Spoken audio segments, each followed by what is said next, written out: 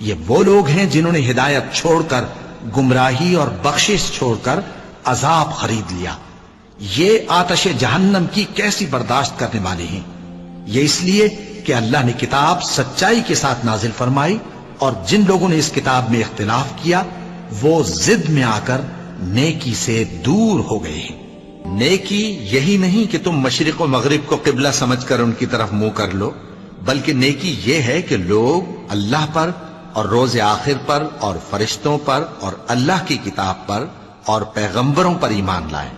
اور مال باوجود عزیز رکھنے کے رشتہ داروں اور یتیموں اور محتاجوں اور مسافروں اور مانگنے والوں کو دیں، اور گردنوں کے چھڑانے میں خرچ کریں،